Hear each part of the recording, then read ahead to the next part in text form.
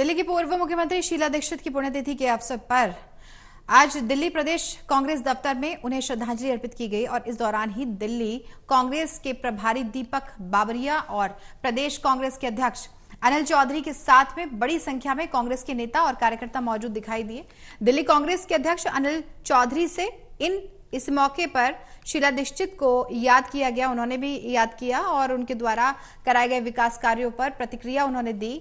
इसके अलावा मणिपुर में हुई घटना पर भी अनिल चौधरी ने केंद्र सरकार पर जमकर निशाना साधा और कहा कि बीजेपी की बेटी बचाओ बेटी पढ़ाओ के दावे पूरी तरह से फेल होते हुए साबित हो रहे हैं। हमारे संवाददाता प्रणय शर्मा ने बातचीत की है, देखिए रिपोर्ट में। शीला दीक्षित की पुण्यतिथि पर आज कांग्रेस पार्टी के तमाम नेता उन्हें श्रद्धा सुमन अर्पित कर रहे हैं। हमारे साथ प्रदेश अध्यक्ष अनिल चौधरी मौजूद हैं। अनिल जी, आप उन्हें आधुनिक दिल्ली की आर्किटेक्ट के तौर पर हमेशा उन्हें याद करते हैं। किस तरीके से देखा जाए 15 साल के कार्यकाल को, और आज आप सभी लोग यहाँ पर पहुंचे हैं, उन्हें श्रद्धांजलि अर्पित की है?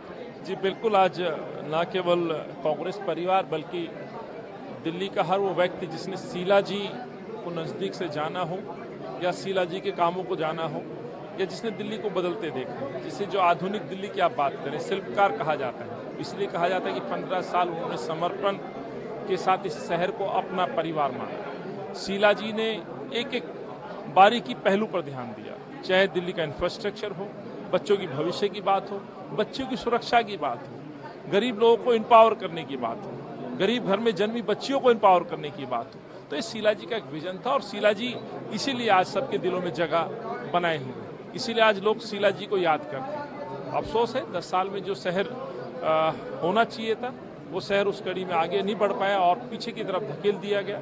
कई बदनों में दाग इस दिल्ली पे पिछले 10 सालों में लगे हैं।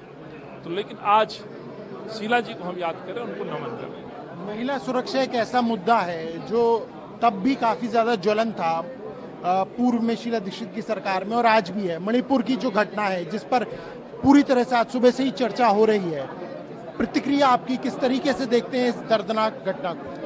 देखिए, ये मानवता को शर्मसार करने वाली घटनाएं हैं। हम कई बार कई मुल्क का उदाहरण दे करके वहां जंगल राज की बात करते हैं। कई बार कई इस तरह के मुल्क हैं जहां ये केंद्र में सरकार, जो भाजपा सरकार है, ये बैठी हुई दूसरे मुल्क का उदाहरण देती थी और महिलाओं को लेकर के खासतौर से उदाहरण देती थी। मुझे लगता है आज कहीं ज्यादा भयानक स्थिति दिल्ली में है। और मणिपुर, जब मणिपुर जल रहा था उस समय कांग्रेस पार्टी, कांग्रेस के नेता आदरणीय राहुल जी और तमाम शीर्ष नेतृत्व देश के प्रधानमंत्री जी से आग्रह कर रहा था कि मणिपुर जल रहा है, इसको संभालना चाहिए, आपको इस पर कुछ ना कुछ अपना रुख इख्तियार करना चाहिए, चुप्पी तोड़नी चाहिए।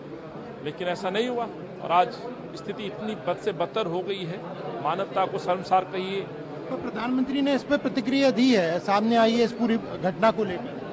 आज प्रधानमंत्री जी अपनी चुप्पी तोड़ते हैं। सवाल ये उठता है, अब से पहले क्यों नहीं? आखिर एक प्रधानमंत्री का अपने देश के एक राज्य पर 2 शब्द कहना, शांति की अपील करने में आखिर क्या जाता है प्रधानमंत्री जी का? यदि 2 शब्द अपील की कर देते, शांति की अपील कर देते, सद्भाव की अपील कर देते, तो किस चीज का इंतजार मोदी जी देख रहे थे? सवाल तो ये उठता है, आखिर ये अपील आज क्यों?